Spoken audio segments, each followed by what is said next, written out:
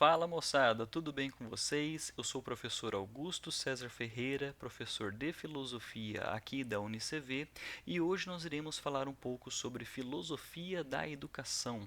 Lembrando que os temas aqui discutidos, eles se mostram de uma forma bastante diversa, plural, ele toca em diversas outras áreas do saber, então nós estabelecemos um elo interdisciplinar e nós enfatizamos aqui as áreas das humanidades, né? A gente pode pensar ciências sociais, a história, a filosofia, a pedagogia, né? Mas sempre lembrando que este diálogo é muito plural, então as principais questões, as principais perguntas que nós levantamos, né? O que nós entendemos por formação, o que nós entendemos por educação, o que a gente entende por sociedade e formação, como que isso se dá em sociedade, como que é o processo formativo e como que isso é concebido, como que isso é compreendido no âmbito social, como que a gente pode entender os métodos de formação, o que está sendo pressuposto nos métodos de formação, o que está sendo pressuposto no ambiente educacional e como que isso reflete os efeitos, as consequências, os resultados, né, frente às práticas diárias, frente às crenças conservadas, frente, né, os elementos que podemos enxergar, então, uma caminhada de uma boa formação. Então, tudo isso leva, né, isso nos denota, nos mostra para a gente uma camada de compreensão muito mais ampla, muito mais ampla. Então, nesse sentido, mesmo que estejamos discutindo no âmbito da filosofia, sempre, né, pensando em como que as concepções presentes em outras áreas, como as ciências sociais, como a história, né, como a gente vai trazer alguns elementos históricos aqui nesse início da nossa aula, então a gente pode então estabelecer não uma área fechada em si mesma, né, pensando simplesmente na área filosófica, mas como entender o processo formativo no seu âmbito social e principalmente pensando em concepções de diversidade social e de participação política.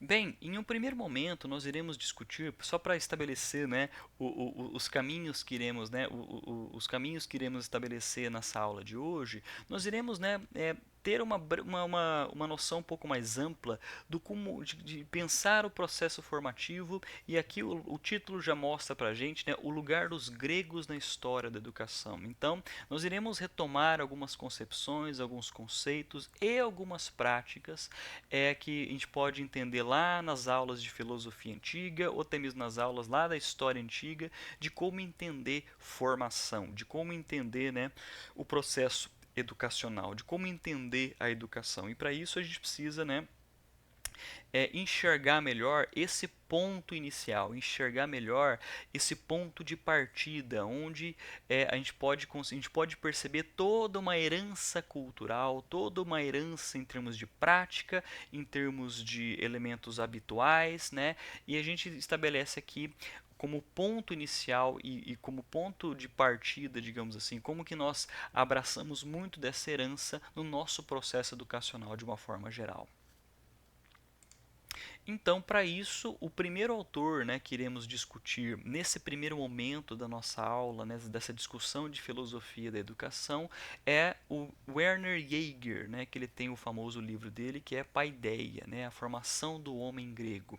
Como que ali a gente já consegue reconhecer alguns elementos fundamentais, ou melhor, alguns elementos conceituais fundamentais para compreender a herança que nós temos do que estamos chamando de formação, do que estamos chamando de educação. E aqui no ambiente da antiguidade, ela traz para a gente uma coisa muito, mas muito interessante sobre uma concepção muito plural, uma concepção muito diversa, né? No sentido de a gente não perceber todas essas caixinhas e todas essas áreas que hoje nós, né, do período do momento recente, nós temos, né? Como que a gente entende lá na antiguidade um processo formativo de uma determinada maneira que gerou, né, a nossa maneira de pensar a educação, porém nós temos diferenças, porque hoje nós temos essa categorização, essa institucionalização, essa burocratização educacional e como que a gente pode perceber esse contraste entre dois mundos na nossa discussão sobre formação e sobre educação. Então esse início de discussão, né, do livro do Werner Jaeger chamado Paideia, como que ele traz, como que ele descreve, como que ele constrói o caminho, né, dessa herança pedagógica, dessa herança educacional, e aqui não se separa, né, uma coisa que vale a pena a gente enfatizar, não se separa da história da filosofia, não se separa da história da ciência, não se separa da história das religiões, não se separa da história da arte, não se separa da história da tecnologia. Então tudo isso, né, como que compreender o processo de formação, compreender o processo de educação, ela não se separa, ela não está isolada a uma área específica, a filosofia, a tecnologia, as ciências sociais, a história, a ciência, como que ali a gente percebe, né, dentro das histórias dessas áreas, sempre uma concepção que é carregada do que chamamos por formação, do que chamamos por educação. Então, compreender o lugar dos gregos aqui no nosso início de discussão, no início da discussão do que estamos chamando por educação, é um passo fundamental. E o segundo autor que iremos, né, analisar alguns argumentos, né, alguns conceitos, é o patrono da educação brasileira, o professor Paulo Freire. Então, como que ele coloca o processo educacional no âmbito, né, pensando no âmbito político, pensando no âmbito de conscientização e repensar o âmbito da educação como foi construído na história, e ele dialoga bastante com a herança marxista, com a herança de diálogos políticos, e aqui é bastante importante como que o processo educacional, no argumento do professor Paulo Freire, se mostra fundamental para o âmbito do que ele chama de libertação, de emancipação. E é claro que todo esse diálogo, toda essa proposta, ela está pensando sempre, por exemplo, em áreas sobre diversidade social, sobre participação política, né, sobre a formação cidadã, né, para a gente se distanciar algumas concepções que às vezes o senso comum carrega em colocar isso exclusivamente no mercado de trabalho e quais são as consequências que esse tipo de pensamento denota, gente. É claro que nós não estamos separados desse âmbito, mas como a gente precisa entender o processo formativo, o processo educacional, que não seja exclusivo de uma linha de pensamento ou de uma área específica, e sempre pensar no âmbito formativo, no âmbito educacional, pensando em nossa formação cidadã, pensando nas capacidades e habilidades exercitadas para nosso exercício político, para nosso exercício público, pensando, né, nos efeitos e pensando na nossa prática em relação ao outro, em relação à nossa comunidade, que podemos chamar aqui de comunidade política. Por isso que o professor Paulo Freire se mostra fundamental na nossa discussão educacional, também pensando no contexto histórico, né, pensando no contexto brasileiro, em como, né, a gente pode significar e ressignificar o processo educacional e estabelecer um contraste histórico, e esse passo inicial, pensando na formação, né, pensando nos gregos aqui já consegue perceber um elemento que o Paulo Freire vai discutir, que é o elemento em relação às camadas sociais e do que estamos falando de educação em cada período, né? Então, só para tornar ainda mais clara a nossa discussão, o Werner Jaeger vai trazer para a gente, né, uma discussão de como pensar formação ali no âmbito da antiguidade, como que isso formou a nossa forma de, como que isso formou nosso meio de pensar, a nossa estrutura de pensamento educacional, e qual é a proposta, né, do professor Paulo Freire, pensando em todos os argumentos que ele dialoguem diante do âmbito político de participação política. Pois bem, o primeiro ponto que temos aqui, né, com esse título, Lugar dos Gregos na História da Educação, nós temos uma palavrinha grega que é paideia, que pode ser traduzido por formação. O Werner Jaeger, nosso autor, ele fala sobre a formação do homem grego. Mas quais são as características da formação do homem grego aqui, né? E já que estamos estabelecendo paideia como sinônimo de formação aqui, o que esse termo paideia carrega? Ela é mais do que simplesmente, né? A gente não pode entender paideia como formação barra educação, né? Da mesma maneira que nós entendemos hoje. da maneira que nós entendemos esse processo educacional institucionalizado e burocratizado.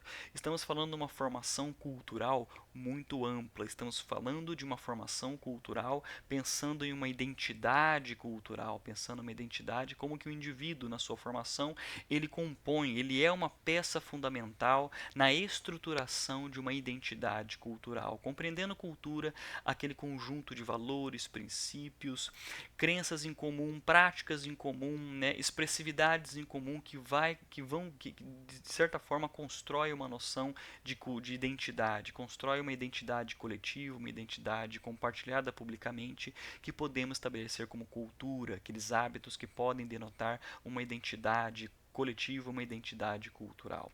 E aqui estamos falando de uma discussão muito ampla. Paideia vem do termo paidos, né, que a gente pode traduzir como criança, né, como criança, que se a gente lembrar da etimologia da palavra pedagogia, né, pedá vem de paidos, que também vem de pai, que está em paideia, que é a criança nesse sentido, e agogó, que significa pegar pela mão, levar pela mão, né, que é uma cena bastante bonita se a gente pensar na etimologia da palavra, que é pegar a criança pela mão, conduzir a criança nesse sentido. Então, paideia é a formação no seu estágio inicial, como pensar o processo formativo em seu estágio inicial, mas não só no seu estágio inicial, como um processo constante, como um processo contínuo. E aqui no período grego e aqui na antiguidade grega, colocada por Werner Jaeger, né, a gente pode pensar numa identidade cultural muito ampla. Mas, professor, estamos falando no processo formativo na Grécia Antiga, pensando no contexto científico, em relação a verdades, em relação à concepção de fatos? Não necessariamente. Nós não tínhamos na antiguidade essa concepção científica, né? Porque é muito comum, ou melhor, está muito presente no senso comum essa concepção de aprendizado, formação, educação, a escola, né? O colégio como aquilo que as ciências determinaram para que nós aprendêssemos, né? Aquilo que a ciência determinou para que a gente, né, entendesse, compreendesse, absorvesse essas informações, né, compreendesse essas grandes conquistas do processo científico. Mas quando a gente descreve dessa forma, quando o senso comum descreve dessa forma, ele descreve de uma forma bastante específica, ele descreve de uma forma bastante contemporânea, bastante recente, né? E aqui no período antigo, falar de formação, falar de educação é de algo muito, mas muito amplo de verdade. Então, o processo de formação do homem grego não está separado sobre essas concepções do que eles chamavam por verdade. Também está ligado aos hábitos, às crenças, às práticas religiosas, às concepções ligadas à arte, às concepções ligadas à religiosidade, às concepções ligadas à prática ética, às concepções de prática de participação política. Então tudo isso não está separado. Uma coisa muito importante, já que o início da nossa discussão de educação, ele começa, né, como que o início se dá aqui no período antigo, uma coisa que vocês têm que entender é que no período antigo nós ainda não tínhamos essa distinção categórica de áreas do conhecimento. Nós não tínhamos essa concepção de áreas do conhecimento distintas. Tudo isso era dado de forma conjunta e nós já conseguimos a gente tem, né, uma noção muito clara, se a gente estudar a história da antiguidade grega, do que eles estavam chamando por formação e educação, e não é a mesma forma que nós concebemos hoje, com disciplinas, né, disciplinas fechadinhas, com áreas do conhecimento fechadinhas e como que elas se interligam no fim das contas. Para a gente descrever de uma forma bastante ampla o que era, por exemplo, o processo de formação na antiguidade, o processo de educação na antiguidade, antes da filosofia, nós não podemos deixar de falar da poesia. Isso é bastante interessante. Isso é bastante interessante. Antes da filosofia, antes do surgimento lá da filosofia, segundo as convenções ocidentais, né? Segundo as convenções ocidentais, antes do surgimento da filosofia na Grécia Antiga, como que a gente pode pensar a formação, a educação do homem grego, né? Ela era muito ligada à poesia. E novamente, nós não devemos entender poesia no cenário da antiguidade da mesma forma que nós entendemos poesia hoje, né? Poesia entendida hoje é muito ligada às áreas da literatura, às expressividades artísticas ligadas às linguagens. Então nós temos essa categorização, nós temos essa caixinha do que pensar a poesia. Poesia na concepção antiga, poesia na antiguidade, ela era muito ligada ao processo formativo. Estamos falando aqui do seu processo religioso, do processo de formação ética, do processo de formação é, política e o processo de formação familiar, processo de formação mitológica, processo de formação habitual. Então a poesia trazia antes da filosofia toda uma carga de significados, toda uma carga de ensinamentos que não estava fechado em caixinhas.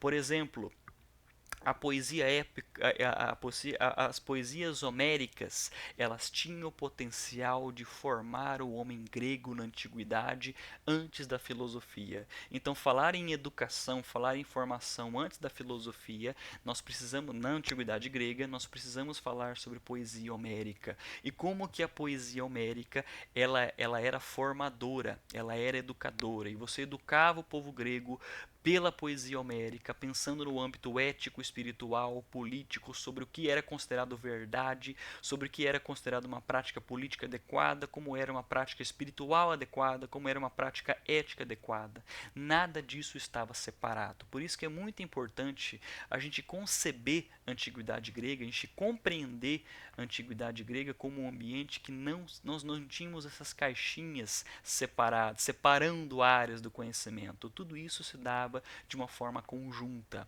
Para dar um exemplo a vocês, né, se a gente for, né, saltar um pouquinho no futuro e pensar no pensamento e pensar sobre a concepção platônica, pensar sobre a filosofia platônica, né, falar de algo verdadeiro na concepção platônica, era necessário que você estivesse falando de algo belo e bom. Isso não é bastante comum na discussão, lá no início das discussões filosóficas, né, sobre a verdade, sobre aquilo que é bom e aquilo que é belo, né, sobre algo que é verdadeiro, algo que é bom e algo que é belo. Né. No âmbito da verdade, nós temos as áreas filosóficas da epistemologia. No âmbito do belo, nós temos a área filosófica conhecida por estética.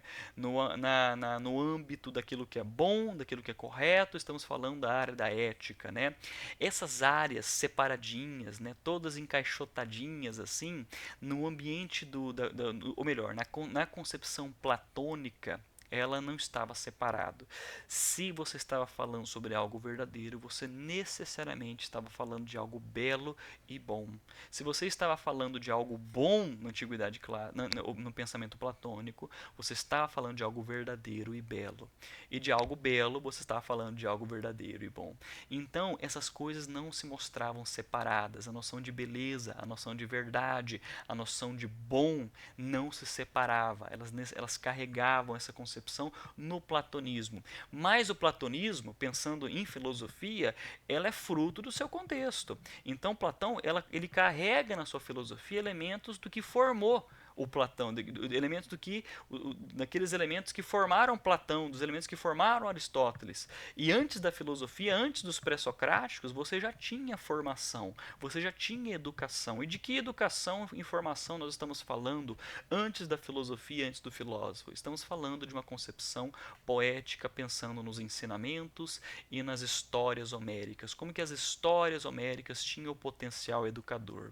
Não é à toa, por exemplo, que Platão ele se utiliza no seu processo educacional, ele se utiliza no seu processo formativo o uso de mitos. Né? O mito mais famoso, que com certeza vocês ouviram, né, no ambiente escolar, o mito da caverna. Ele se utiliza de histórias para você educar no âmbito da busca do conhecimento. Então, o mito da caverna nada mais é do que uma história que Platão está contando para ensinar, para explicar, né, aos seus discípulos, às pessoas, qual é o caminho de busca da verdade, qual é o caminho de busca do conhecimento.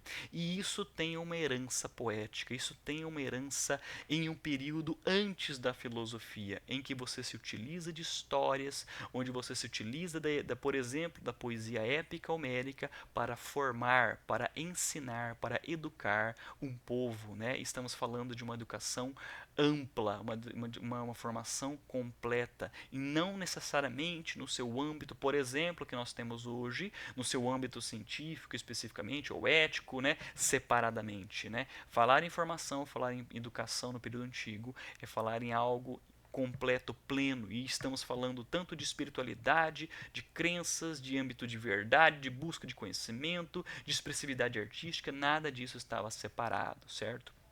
Então, por exemplo, os poetas da antiguidade grega, eles podem ser considerados, né, antes da filosofia, como os primeiros educadores. Eu vou repetir, né? Os poetas da antiguidade grega, eles já poderiam ser, eles eram considerados não simplesmente como poetas da forma que nós utilizamos essa palavra hoje. Falar em poeta na antiguidade grega era falar também de uma espécie de educador, de uma espécie de professor. E não necessariamente exclusivamente um educador, estamos de um formador nesse sentido, né?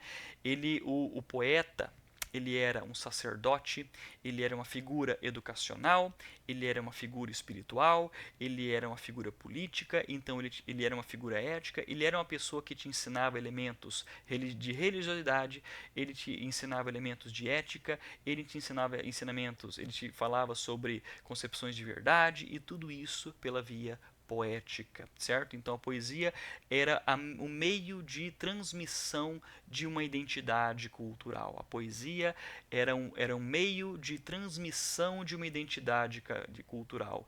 E o que você transmitia e conservava nessa identidade cultural era todo um conjunto de valores, todo um conjunto de práticas, todo um conjunto de princípios que construíam, que definiam uma cultura de um povo. Então o processo poético homérico antes da filosofia tinha o caráter de ser educativo, tinha o caráter de ser formador. Não era simplesmente, a gente utiliza esse termo, né, poesia hoje em dia, como algo ligado às artes, às expressividades, e muitas vezes a gente entende isso como algo da contemplação, algo ligado ao entretenimento, muitas vezes.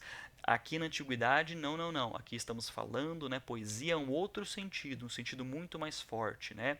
Por exemplo, a palavra poesia vem de poieses, que significa fazer em grego. Estamos no âmbito da prática, e é o âmbito da prática pensando no seu âmbito formativo educacional, certo? Em como você consegue transmitir toda a identidade cultural de um povo pela via poética aqui na antiguidade grega. Então, a poesia homérica, os ensinamentos homéricos, as histórias homéricas, digamos assim, não eram simplesmente historinhas que você contava.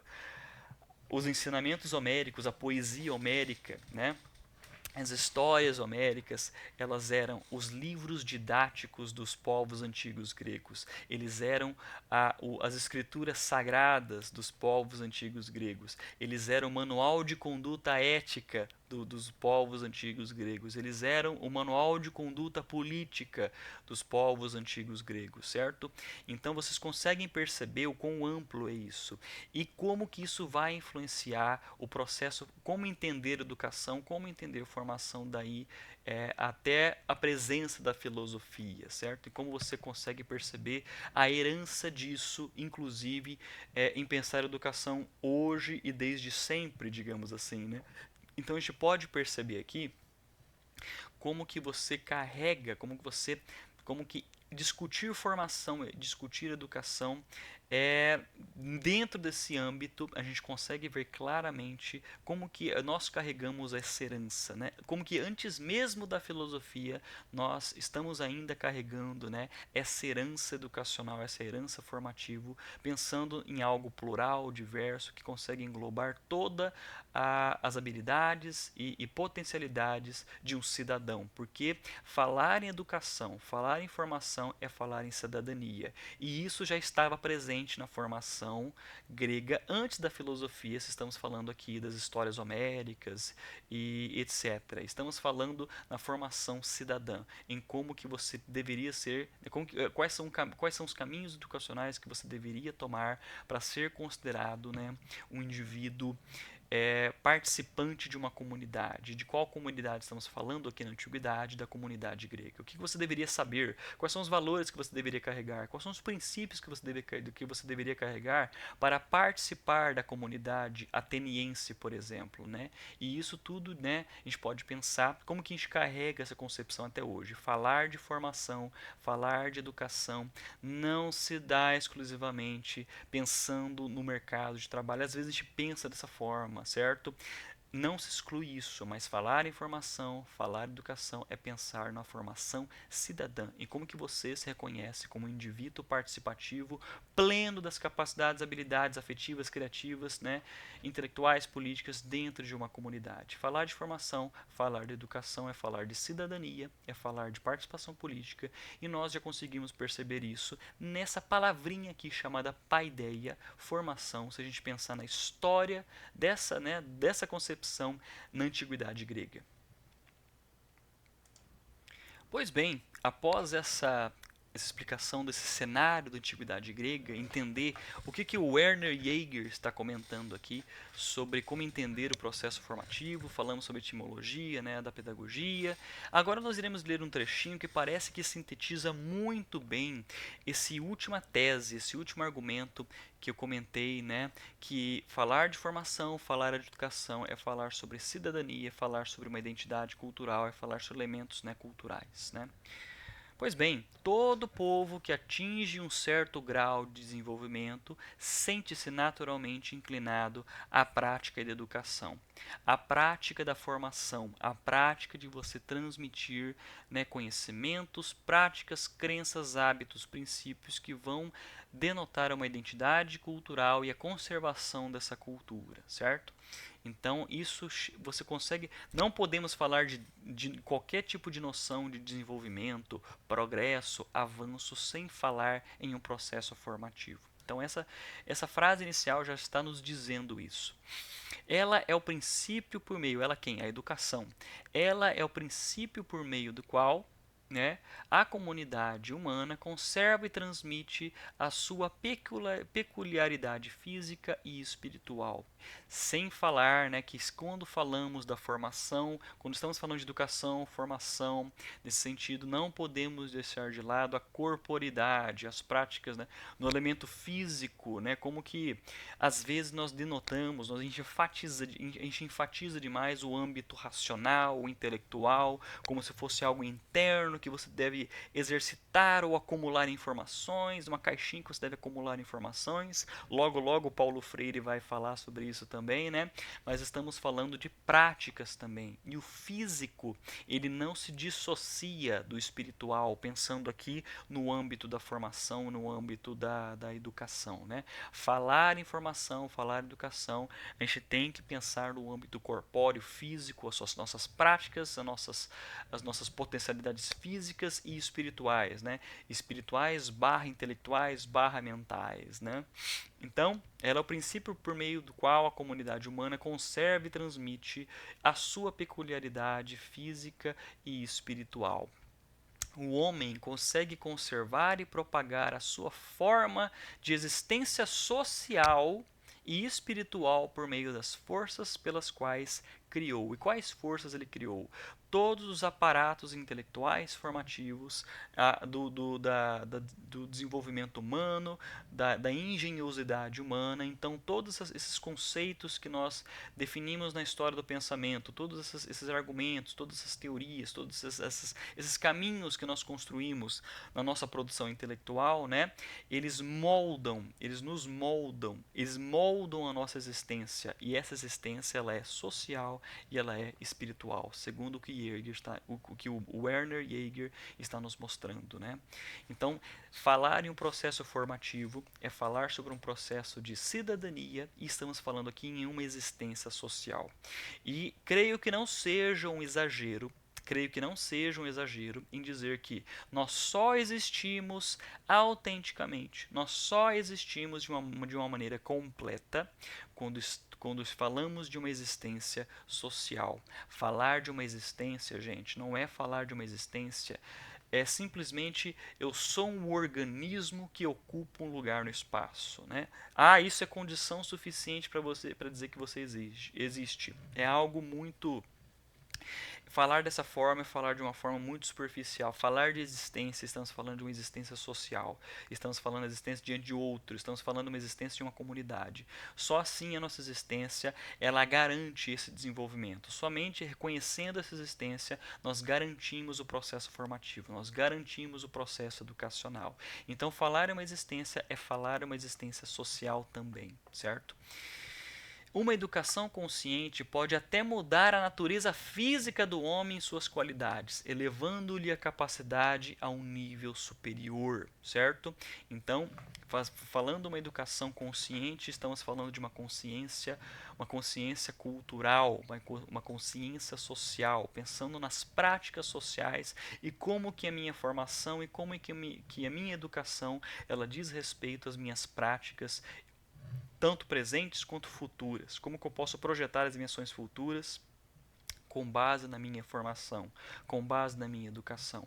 E isso não pensando no meu interesse pessoal, pensando de uma forma individualista. Eu preciso me reconhecer como membro de uma comunidade. O que essa comunidade precisa de mim? O que essa comunidade exige que eu tenha para que eu participe dela? Se eu posso me dizer como um indivíduo autônomo e livre, isso somente se dá em uma comunidade política, isso somente se dá em uma comunidade social. E para isso é preciso uma formação, e para isso é preciso uma educação. E isso não está limitado a um grupo específico de pessoas. Estamos falando da própria comunidade humana. Se estamos falando da comunidade humana, estamos falando do âmbito social e das práticas sociais, certo? Mas o espírito humano conduz progressivamente à descoberta de si próprio e cria, pelo conhecimento do mundo exterior e interior, formas melhores de existência humana. Então, falar de formação, falar de educação também significa falar sobre um processo de uma melhor vida, uma melhor condição, e não estamos falando somente, gente, isso tem que ficar muito claro a vocês, do âmbito material. Estamos falando em melhoria no campo de participação social, que a gente precisa ressignificar o uso da nossa linguagem, precisando ressignificar os efeitos das nossas práticas, né? Em como que eu sou reconhecido como um cidadão.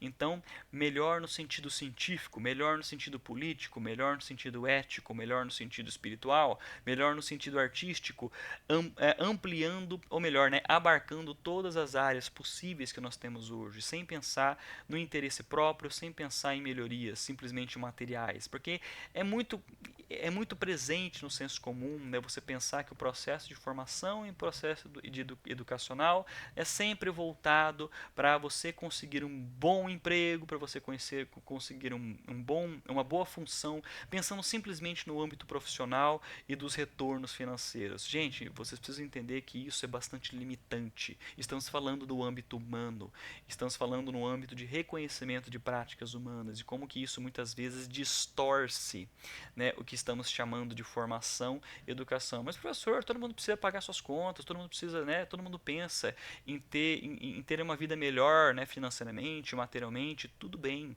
Mas falar em formação, falar em educação, estamos falando de algo muito mais amplo e de algo também muito importante sobre como a gente deve ser reconhecido como cidadão em uma comunidade. Porque não adianta você ter, né, o que vem antes. O que vem antes da ambição profissional é a sua participação política. O que vem antes da sua função profissional, antes de você ser um profissional, você é um cidadão. Antes de você ser um profissional com uma vida material estabelecida, é preciso que você seja reconhecido como cidadão em uma comunidade. Então estamos falando sobre uma formação e o que a gente está entendendo aqui por formação. E esse cenário grego antigo que nós colocamos aqui no início da nossa aula já denota o quão amplo isso precisa ser. Não focado em algo pragmático, utilitário, né?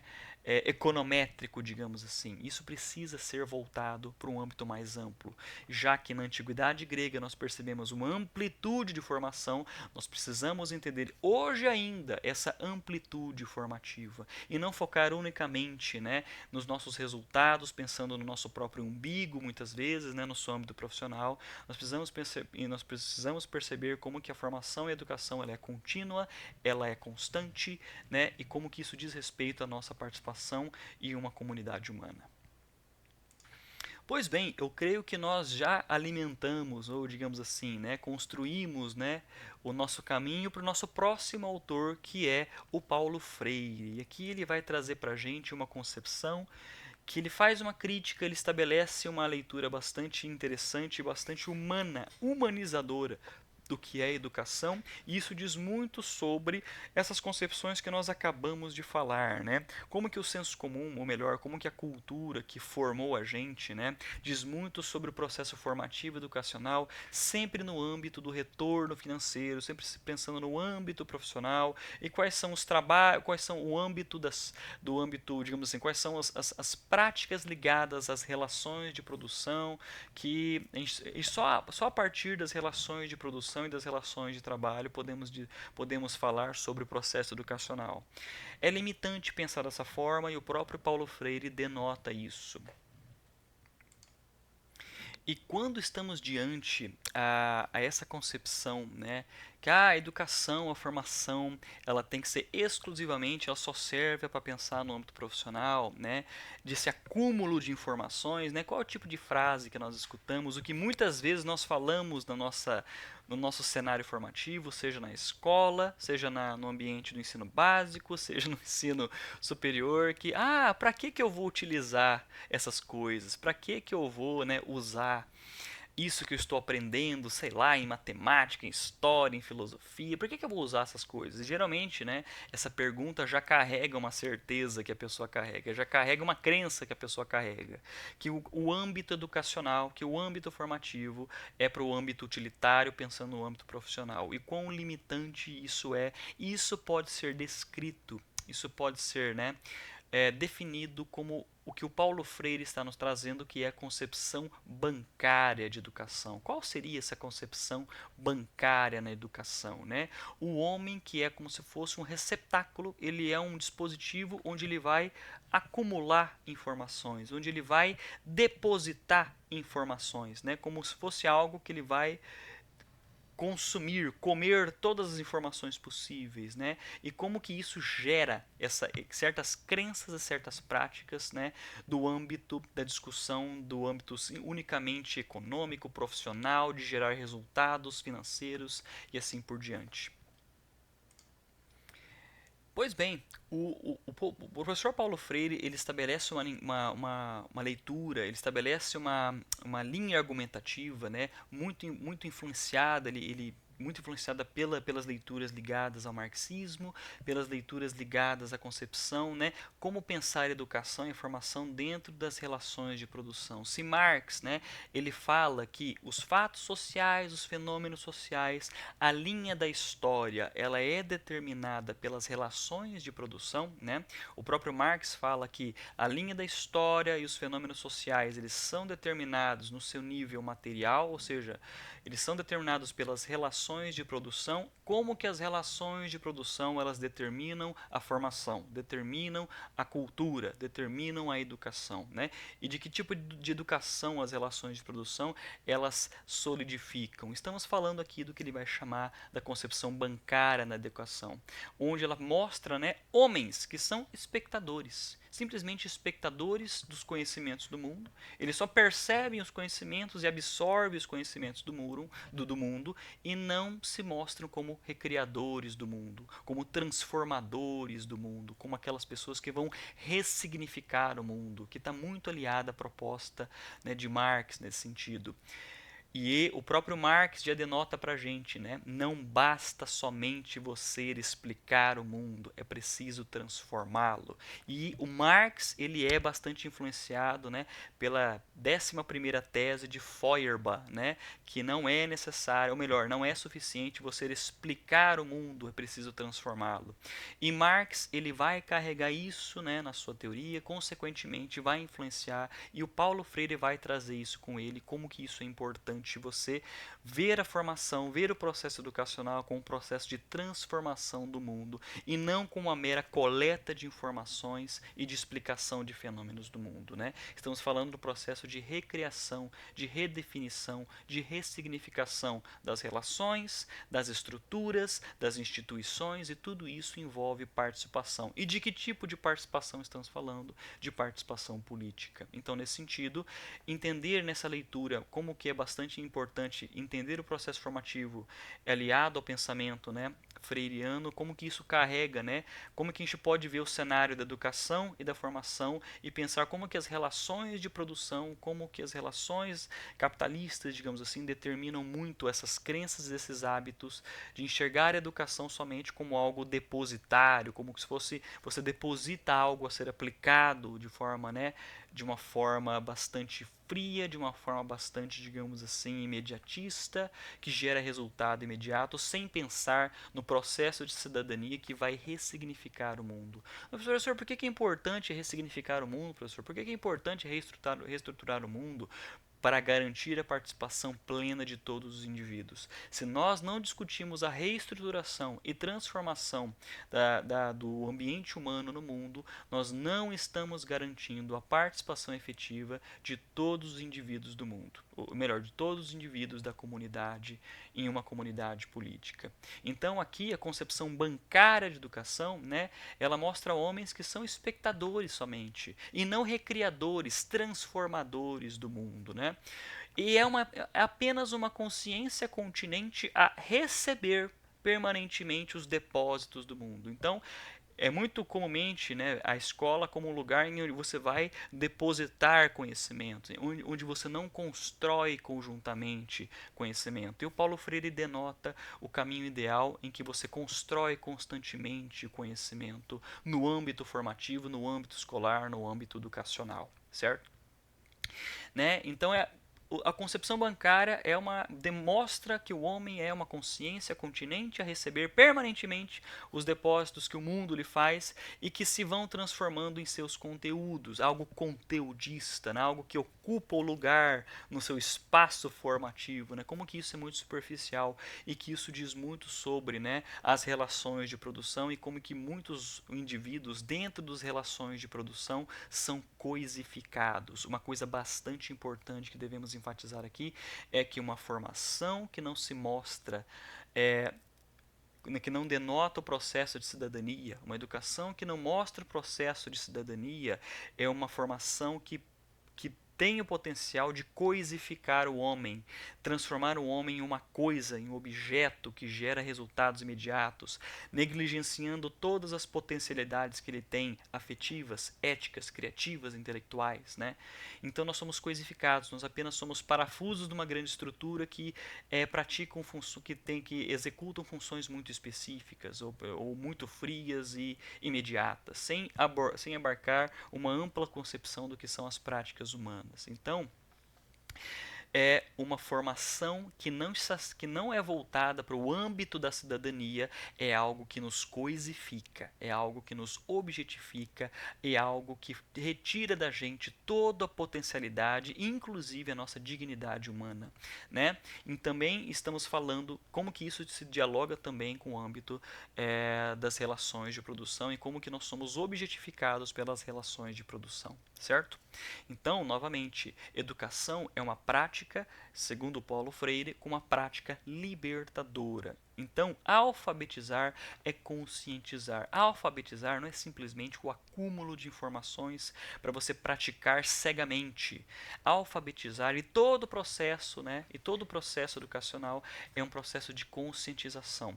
Conscientização em que sentido, professor? Conscientização social, cultural, política, certo? Para você denotar, inclusive, o âmbito de exercício do seu senso crítico, do exercício do seu senso argumentativo.